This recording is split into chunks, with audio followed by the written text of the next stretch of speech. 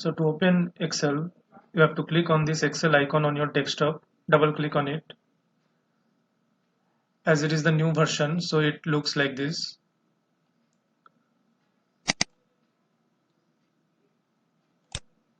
It will look like this. Either you can create a new document or open existing document. That means already you have saved it previously. Now you can open it from here. Otherwise you can create a new one from here. Then click on blank workbook. A blank workbook will be open. Now under file, in menu bar you can see the file menu. Here some file options are there. From here you can create again one new file, open an existing file if you wish. Then info means the information about the current file. Say size, creation date, who is writing this, all this type of details or information about this document that you are going to create will be shown here. Then you can save or save as. Save as means creating a duplicate copy of this document. You can print from here. You can close the document from here. These things you can do. Again we can go back.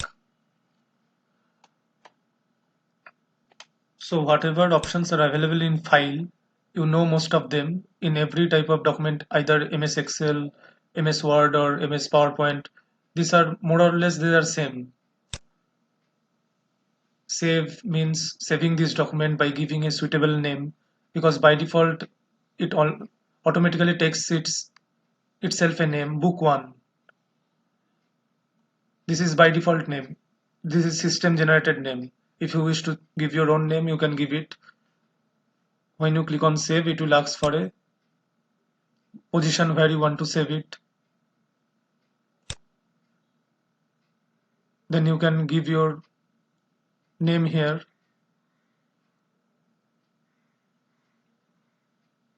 And Excel workbook means the type will be .xlsx. Save as type Excel workbook, that is means .xlsx. .xlsx is the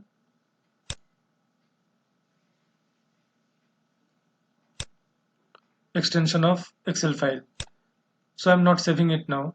And save as means creating a duplicate copy of your document. So these are already same in other documents also, other type of applications also. These options are same. Then main components of MS Excel. This is the file button. Then in the top it is the quick access toolbar.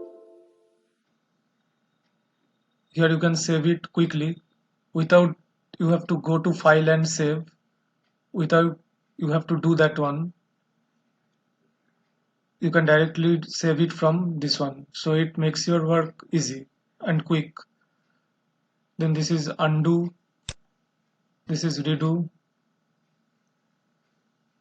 It gives, so this quick access toolbar is this much. It gives shortcut buttons that are frequently used.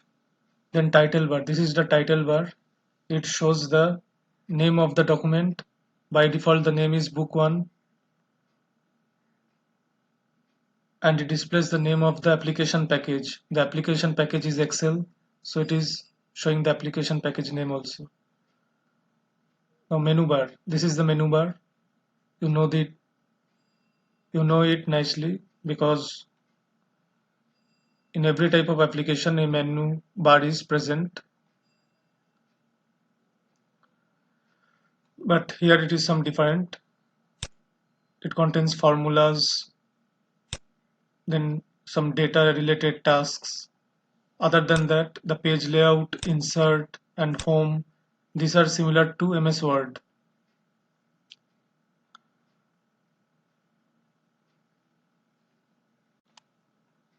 Then below the menu bar is the ribbon. This is the ribbon. Whatever menu you select, that type of related tools appear in this portion. So whatever menu you select, the list of related tools will appear in this ribbon. So it is a task oriented graphic user face. That means you can see some icons here. For that reason it is known as graphic interface, where you will get all the tools related to that particular menu that you select from the menu bar. Now default cell. What is the default cell? When you open MS Excel, you will see that the default cell is this one, top left corner, and this cell name is A1. That I will discuss later about the cell name.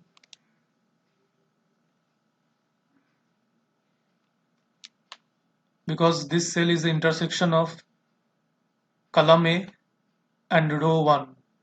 So the name given to this cell is A1. So it is the by default, this is the cell, default cell. Name box.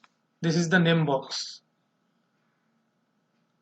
Whatever cell we'll select, the name of that cell will appear on this cell box. This is the formula bar. Whatever we type here in the cell will appear in the formula bar. If we type data, number, value, text, any function, formula, whatever we type here in the cell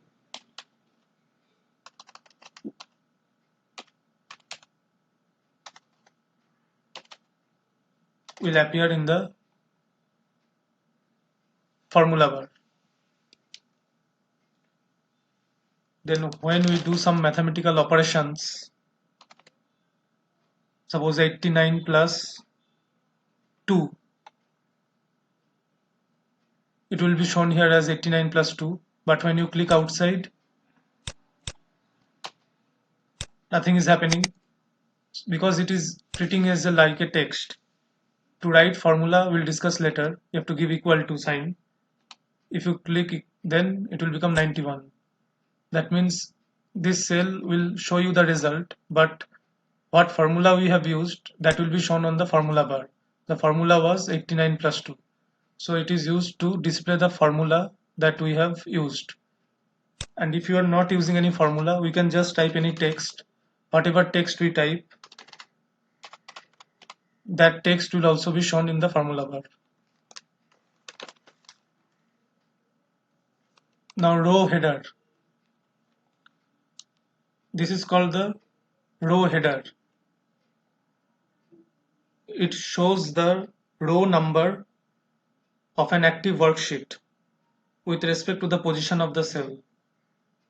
The cell is present here, and here you can see some light color is highlighted. Number 4 is highlighted. That means the row header is 4. And according to the position of our cursor or the cell, the column highlighted is A. So this is the column header, this is the row header. So you can see that each row has a row number and each column has a column letter. These vertical lines or vertical spaces are called columns, and these horizontal lines are called rows. The columns are having column letters or column alphabets, and the rows are having row numbers. When one column intersects with a row, it forms a cell. So you can see where I have written text. This one I have written text. This cell is an intersection of column A and row 4. So the cell name or cell address of this cell will be A4. Then below you can see there is sheet tab. Sheet 1, by default it is sheet 1. The whole document is called a workbook, and within a workbook there can be more than one worksheets. We are working on a sheet number 1. If we wish, you can add more number of sheets. sheet 2, sheet 3, sheet 4. How much number of sheets you want, you can use them. In sheet 1 I have written this like this. Sheet 2 you can write anything, sheet 3, sheet 4. So basically we can create as many sheets as we want within a workbook, but generally we use only one sheet. These other sheets we create when we are wanting to use some related information in our workbook. That means our workbook contains some worksheets that may be related to each other. They may not be also related, but generally we use some related tasks within these sheets. If we don't require, we may delete them. Right click on the sheet and delete.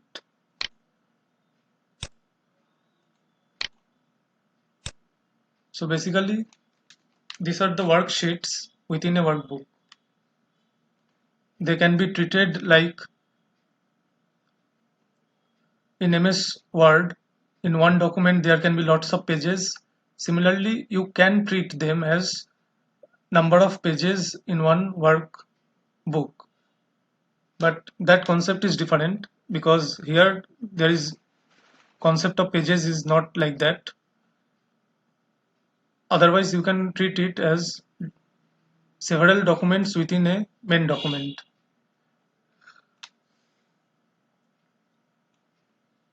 Then this is the insert sheet tab. That means by clicking on it you can create a new sheet. Already I have taken previously 2, 3, 4, so it is now showing sheet 5. This is horizontal scroll bar. That means you can scroll horizontally along the row, and this is vertical scroll bar. That means you can scroll vertically along the column. It will become more prominent when your document will become large. Now some commonly used terms in spreadsheet. Worksheet. Now only I told the active worksheet is displayed on the window. Whenever the Excel opens, by default whatever window comes in our front, that is our sheet 1. So this is the default sheet. In old versions, when you open the workbook, 3 sheets are provided previously. Sheet 1, sheet 2 and sheet 3. So in previous versions of MS Excel, sheet 1, sheet 2, sheet 3 are already given when you open the document. So they are called default worksheets. But in new version of MS Excel, only sheet 1 is, they are providing only sheet 1 as the default.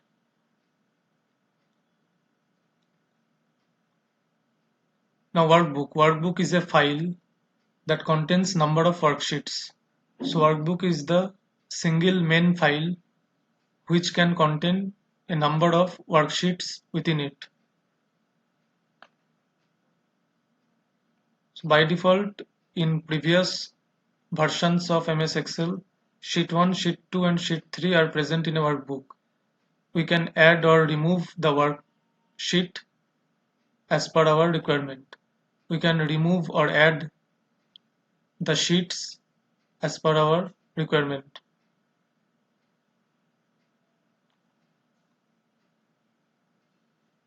Rows and columns already I have told. A worksheet contains maximum 65,536 rows.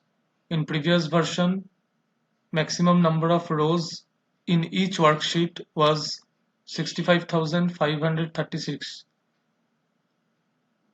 and columns were maximum 256 columns in previous version. But in this Excel 2019 version, the number of columns are from A to XFD.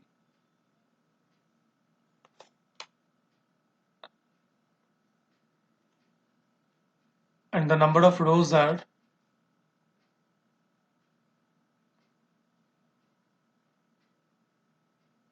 10,48,576. This is the last row. So you can see there I have written here total number of rows in new version of MS Excel is this much, and total number of columns is this much. Total rows is 10,48,576 and total columns is 16,384.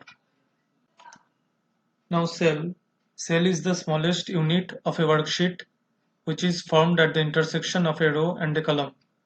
Suppose this cell, I write here some text.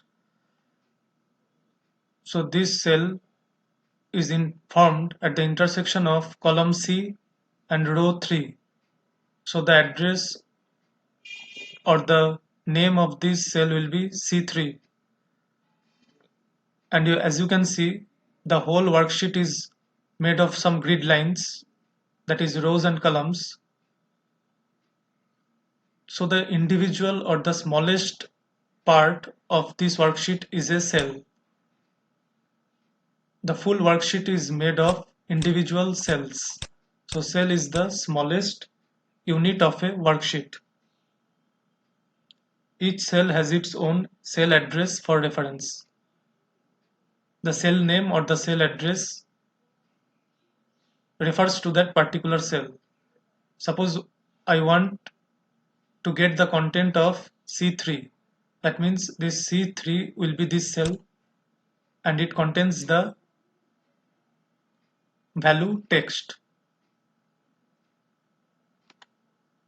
If you give number, that means C3 will now contain 56.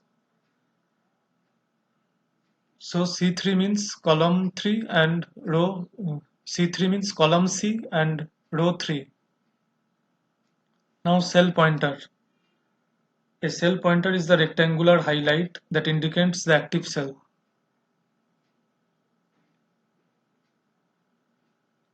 Now what is active cell? The cell in which the cell pointer is located in a worksheet is the active cell. That means in the cell where we are currently working, currently writing something, or currently we have selected that is called the active cell. So here I have selected this C3 as active cell. Now if I select this A3, see the rectangular highlight will be here. In which position we place our mouse cursor, the rectangular highlight will appear on that cell. So this is our cell pointer, and in whichever cell it is present, it indicates the active cell. So the rectangular highlight is now in this position. We can move this rectangular highlight, that is the cell pointer, by either moving the keyboard keys. The arrow keys given in the keyboard can be used to move it in our document horizontally or vertically. I'm using the top down arrow keys. Now you can use left right arrow keys to change the position of our cell pointer. In whichever cell the cell pointer will stay, in whichever cell the cell pointer is located in a worksheet, will be called as active cell. So here you can see it is the active cell now.